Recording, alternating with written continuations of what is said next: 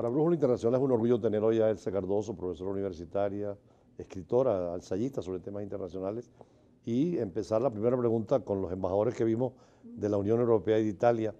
¿Qué paradigma, qué ejemplo tiene la Unión Europea para América Latina? Pues sí, mira que a pesar de todas las dificultades recientes, importantes y las que pudieran avecinarse para la Unión Europea en términos de lo que es la política de los países miembros,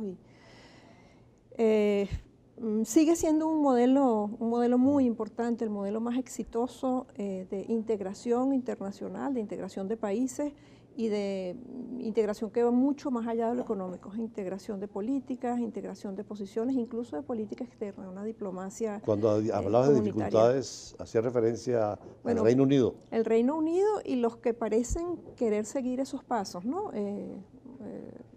Francia, Holanda, por Polonia. ahí está Francia, Holanda, hasta en Alemania, en Europa Oriental también hay presiones fuertes, de modo que, pues sí, tiempos difíciles, de desafíos enormes para la Unión Europea, ¿no?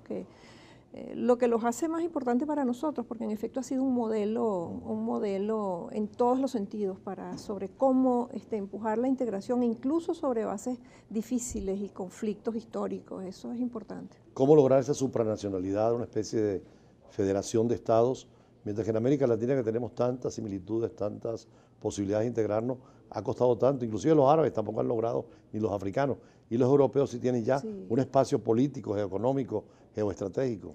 Claro, sobre una historia que es distinta, es una historia que incluye grandes confrontaciones, ¿no?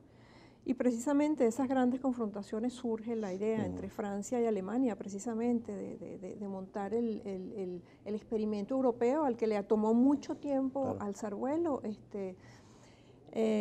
Y bueno, ya ha habido una labor de persistencia, también tiene que ver con el nivel de desarrollo de los países, sus capacidades para moverse internacionalmente y para apreciar lo importante que es moverse de manera coordinada en el mundo, ¿no? Pero empezó siempre por la parte económica, como Comunidad Económica Europea, ¿no? Comenzó primero por un tema de seguridad, si lo También, vemos, sí, porque sí. la Comunidad del Carbón y del Acero del 51, que es un poquito anterior, sí. Era y por ahí empieza, por la confianza mutua, ¿no? Sembrar la confianza. Poner el carbón y el acero en forma comunitaria también. La industria, que finalmente es la industria militar, ¿no? Es como que bajar por allí la guardia y después pasar a las razones. Sí, el Tratado de París del 51, pero Roma 57 fue muy importante. Claro, ya es económico, es un tratado económico. Y la Unión Europea pasa como un salto cualitativo a una integración más política y social. Claro.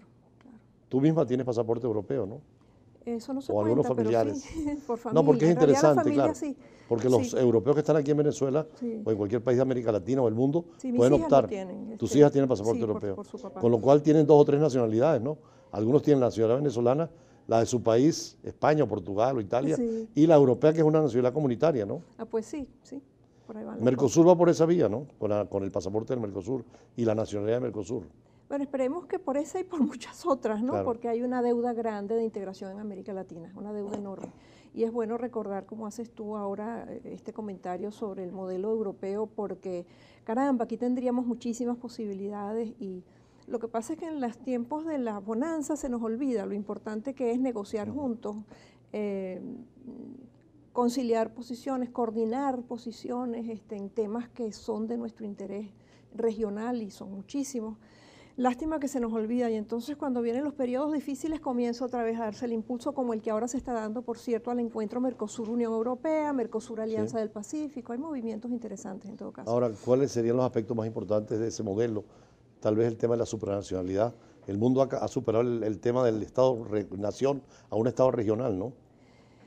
Y ha costado mucho, y eso es precisamente la gran resistencia de los ingleses que apoyaron el retiro, la ruptura con la Unión Europea. Eso es un tema que se construye todos los días, es tremendamente complicado, pero sin duda los desafíos que plantea el mundo de hoy en el presente no son desafíos que ningún Estado puede por sí solo enfrentar, ni los de desarrollo, ni los de seguridad, ni los de coordinación con otros países y regiones. Yo creo que eso exige hoy en día de actitudes mucho más abiertas a la posibilidad de que haya normas supranacionales. Inclusive en el 2004 propusieron un proyecto de constitución para toda Europa. Hay que ver el nivel de elaboración jurídica de una constitución para toda Europa, que casi se aprueba, salvo España y Holanda, Sí, que se negaron, ¿no? pero sí, porque es un proyecto que supone dar un paso muy grande más allá, que yo no dudo que terminarán dándolo los europeos De hecho, a el la Tratado de larga. Lisboa recoge todo lo básico de la Constitución, Recogió ¿no? muchas de estas cosas, sí, sí. ¿Qué Pero, modelo sigue siendo aplicable en América Latina, todas esas cosas? sí, pero hay una gran resistencia a la supranacionalidad y en nuestra región en particular, porque se ha hecho de un mal uso del concepto de soberanía, un mal uso del tema de la no intervención, se ha convertido en una traba a proyectos grandes como los que hoy se necesitarían, ambiciosos, de coordinación supranacional. Y cuando uno dice supranacional se refiere a que las normas aprobadas regionalmente, como era con la comunidad andina, por Claro. cierto, sean normas que pasen a ser integrantes del derecho interno sin mayor discusión. Inclusive tienen su propio cuerpo diplomático. De hecho, la embajadora representa a la Unión Europea, Así es. más allá de que Francia, Inglaterra o Portugal tengan embajadores, ¿no? Y eso es tremendamente eficiente, eso les permite, les permite a los gobiernos apoyar posiciones que a lo mejor individualmente sería muy Claro. difícil apoyar. De hecho, son actores importantes en todos los conflictos mundiales, ¿no? Así es, como Junto a Estados conjunto. Unidos, junto a Rusia. Así es.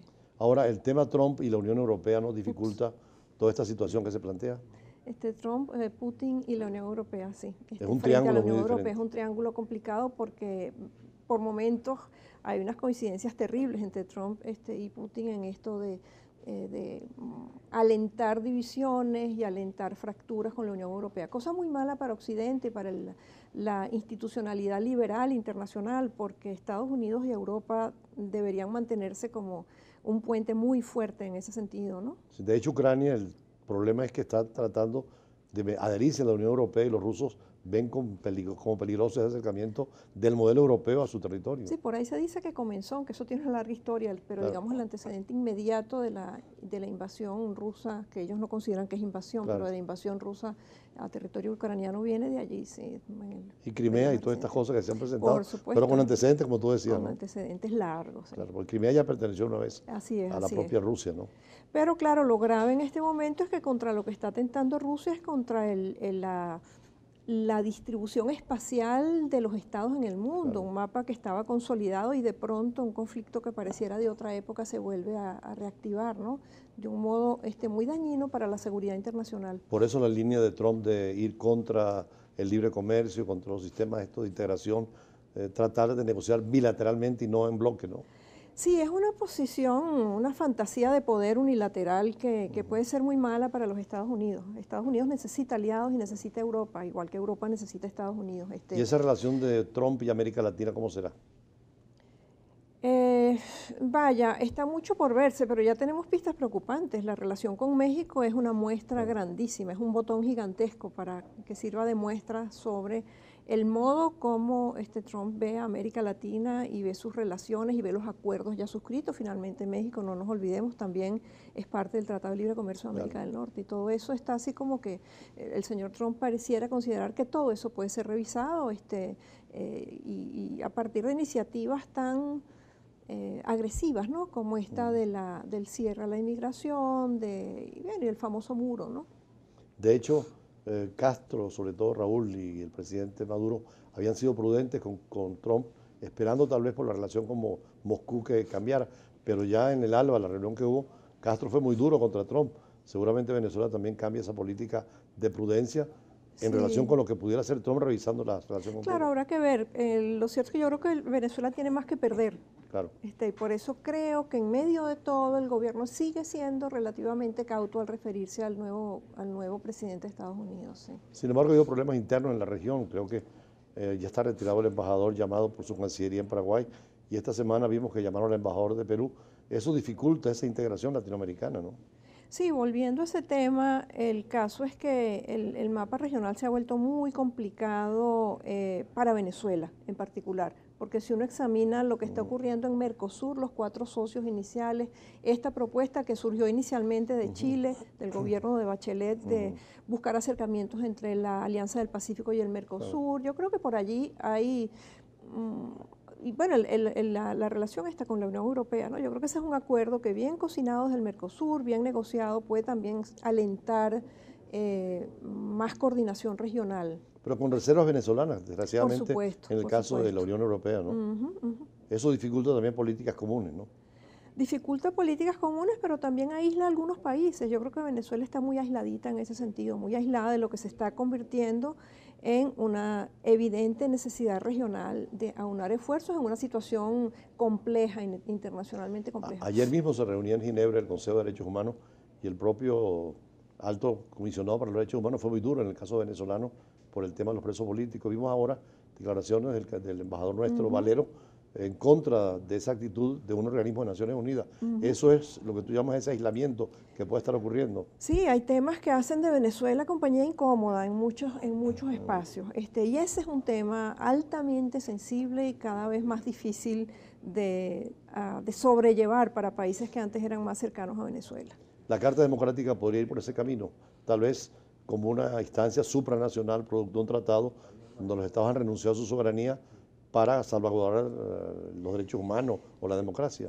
Digamos que en términos de democracia quizá lo más interesante es recordar el artículo primero de esa carta, que no se ha terminado de materializar, pero ojalá ese fuese el futuro y que la crítica situación venezolana tuviese como buen resultado el fortalecimiento de eso, y es que la democracia es un derecho de los pueblos y los gobiernos tienen la obligación ante sus pueblos y ante el mundo de protegerla. Entonces yo creo que en la medida en que eso se convirtiera efectivamente en una norma supranacional, en un principio que al que todos los países del hemisferio estuvieran dispuestos de verdad a meterle el hombro en el buen sentido, en el sentido constructivo. Si no es el castigo, no, eso no funciona. Ni las exclusiones, ni los castigos. Claro, depende también del momento político, cuando el presidente Chávez es un control total de la OEA, sobre todo con los votos del Caribe por el petróleo, pero ahorita parece que el cuadro tanto del Caribe como regional ha cambiado, ¿no? Sí. ¿Cuáles aspectos, por ejemplo? Bueno, un tema es que, a ver, empezando por lo último que comentabas, ha disminuido la capacidad venezolana para seguir alimentando Petrocaribe y las otras iniciativas que son muchísimas de estos acuerdos de cooperación. El otro tema es, cónchale, el tema de los derechos humanos en Venezuela es un tema que inhibe. Y el otro, bueno, a ver cómo puede decir uno esto, pero es un poco el desastre venezolano, la crisis terrible por la que está atravesando Venezuela también hace que se vea con mucha cautela y mucho cuidado qué decir, qué hacer, que sea verdaderamente constructivo, ¿no? Bueno, nosotros seguimos conversando con la doctora Elsa Cardoso, profesora universitaria, por muchos años en la Escuela de Estudios Internacionales, ahora está en posgrado en varias universidades. Nos referiremos más adelante al tema más concreto de la relación de América Latina y la situación presente. Ya regresamos.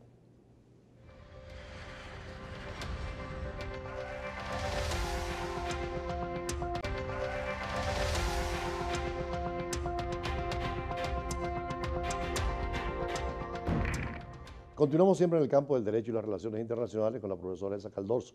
Elsa Cardoso, pues decíamos precisamente que en América Latina hay cambios significativos en esta década, ¿no? Cambios grandes, ha habido grandes modificaciones. Si uno le entra desde el lado económico, por ejemplo, Claro. está el tema del ciclo de la bonanza, ¿no? El ciclo del aumento de precios de materias primas y de pronto el bajón, ¿no? Se acaba ese ciclo y otra vez a luchar con la realidad, ¿no?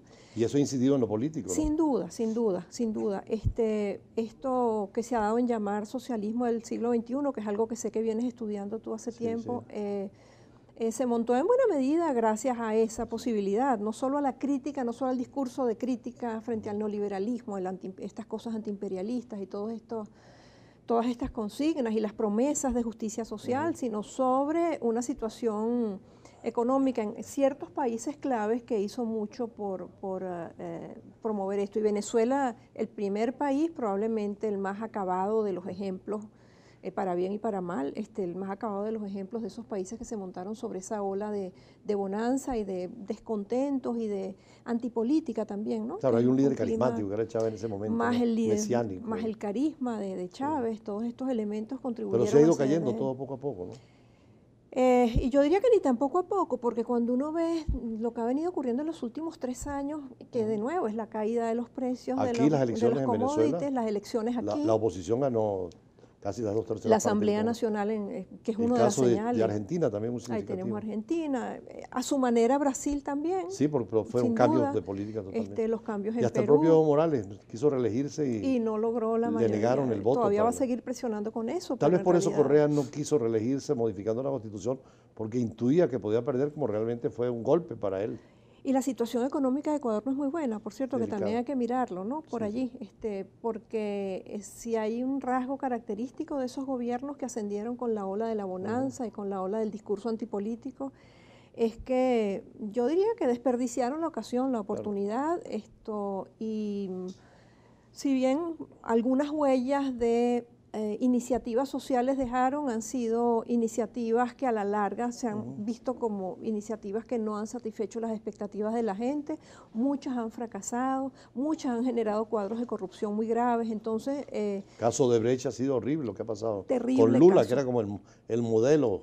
Sí, y Brasil, eso es, Brasil es una situación bien interesante para analizar este ciclo, ¿no? El ciclo en el que Brasil, incluso una de las cosas más atractivas del discurso de Lula era que a Brasil no le iba a pasar lo que a otros países, probablemente pensando en Venezuela, de que la bonanza petrolera iba a traer consecuencias terribles después. Y resulta que Brasil no pudo evitar el síndrome terrible, ¿no? De la bonanza repentina, del mal uso de los recursos, de la corrupción, de la pérdida de foco, ¿no?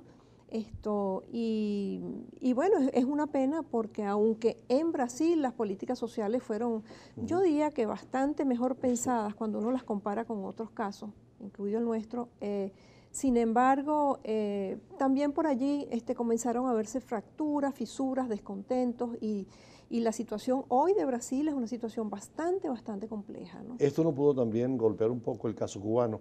En el caso de la ayuda venezolana tan grande de 100.000 barriles diarios, ya no hay el petróleo venezolano para Cuba. Cuba tenía que seguir con un sentido más pragmático de Raúl Castro que Fidel y acercarse a Estados Unidos y cambiar la onda en que estaba. A Estados Unidos y a quien pueda, porque también con Rusia está intentando Cuba hacer sus tratos. Bueno, la oferta de una base marítima en el Caribe para los rusos, el puerto de Mariel también, que es una realidad extraordinaria. El puerto de Mariel, bueno, eso es una inversión gigantesca, donde hay inversiones internacionales. Europeas, sobre todo. Europeas. Los europeos también han tenido una actitud sin duda. distinta hacia Cuba, ¿no? Muy y Cuba ha cambiado muchísimo, ¿no? Tal vez la muerte de Fidel también cerró otro ciclo, ¿no? Sí, quizá no aceleradamente, pero algunos signos de cambios hay, de adaptación, de intención de algún modo de hacer una versión tropical del modelo chino, ¿no? De mantener el control político y con una apertura económica muy controlada por el Además, Estado. la muerte del líder único, como estaba con Fidel o con Kirchner o con Chávez, también cierra mayores oportunidades, porque los nuevos líderes cambian y alteran. Sin duda, sí. Que fue lo que pasó en la Unión Soviética, con Khrushchev acusando a Stalin de crímenes. Y tratando de enrumbar el país, hasta que Gorbachev cambió todo, ¿no? Ahora, sí, todo y bueno, a la larga algunas cosas no tanto, ¿no? Porque ha cambiado otra vez hacia Putin y Medvedev han sido como una regresión allí.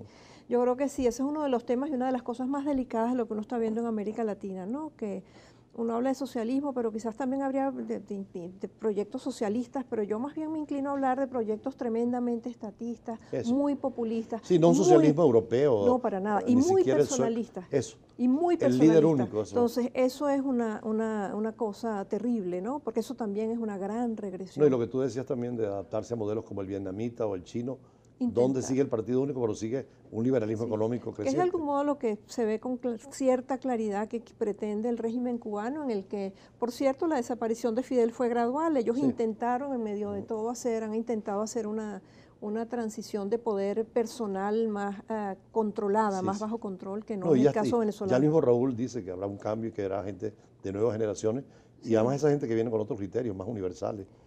Sí, bueno, pero gente que le está buscando formar y a ver qué sorpresa nos trae el 18 si Raúl Castro cumple su promesa de que se va, ¿no? A ver quién viene después. Es alguien a quien seguramente están preparando porque no queda nada al azar allí, no parece quedar nada al azar, aunque sí a la incertidumbre que juega. En el caso ecuatoriano, ¿cómo viste las elecciones? Oye, una elección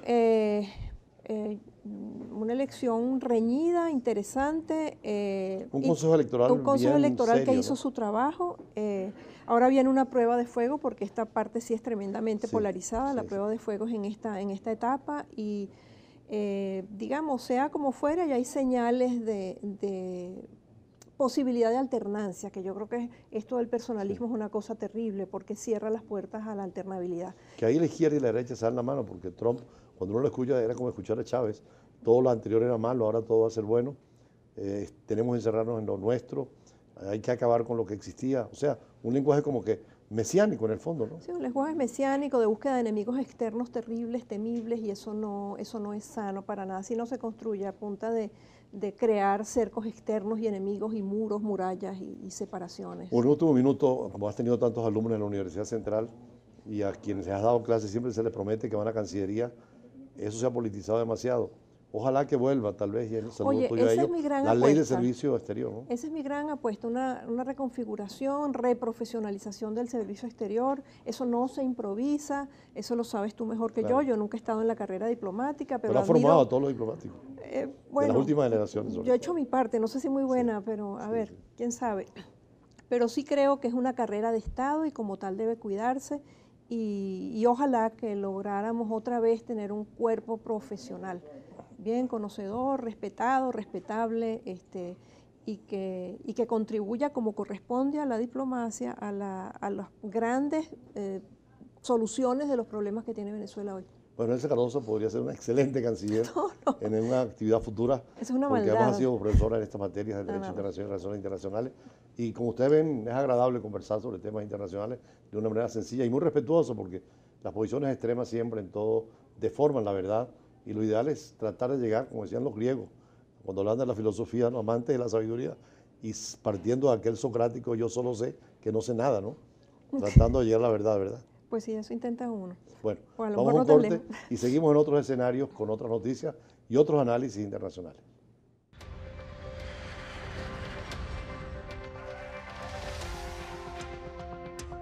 Para llevar latinoamericanos. Guinea Ecuatorial es un país muy pacífico, donde reina la seguridad donde uno puede transitar libremente y tiene la infraestructura viales de carreteras, es de las mejores en África. Las compañías aéreas, una de las mejores y seguras de África actualmente. Ahora, como parte geográfico, podrá ver que tiene una parte que es insular. La parte insular tiene las islas de Malabo, bueno, de Bioko, capital Malabo, y en aquella isla encuentra la arena que es de color negra. Y después va a la isla de Anobón. En la isla de Anobón es una arena gruesa donde pueden ver ballenas, la playa es muy clara, muy azul, y con otros accidentes naturales que embellecen esta isla de Anobón, que está a 600 kilómetros del continente y de Malabo. Después se acerca al continente. En el continente en donde se encuentra que la arena es la arena normal, una arena beige con color blanco normal. ¿Y qué le puedo explicar más? No soy experto en turismo, pero como me gusta, la seguridad, todos esos accidentes geográficos que embellecen, el Parque Nacional donde puede distinguir varios tipos de animales salvajes y que conservamos la naturaleza, árboles gigantescos de diámetros gigantes y saliendo del continente y quiere ir a otra isla, encuentra con la isla de Corisco. La isla de Corisco es la isla que en toda la África y diría gran parte del mundo, para no decir todo el mundo, tiene la arena blanca, blanca, blanca, como a veces pienso que las nubes tampoco son blancas, como la isla de, no exagero, ¿no? Pues en país es una realidad, precisamente. Si duda, visítelo, que me dará la razón. Y toda esa seguridad, todo esto, los hoteles, la nueva ciudad de Oyala, que está enclavada en la selva, con todas las condiciones, el hotel de superestrellas, un hotel de 5 estrellas, con otro galardón más, porque es un hotel bastante bueno, y así en todo el país hay hoteles de lujo. Guinea Ecuatorial es un país petrolero de una riqueza extraordinaria y está llamando al turismo internacional y a la inversión internacional, por eso la reunión con los empresarios acá en Caracas, y además hoy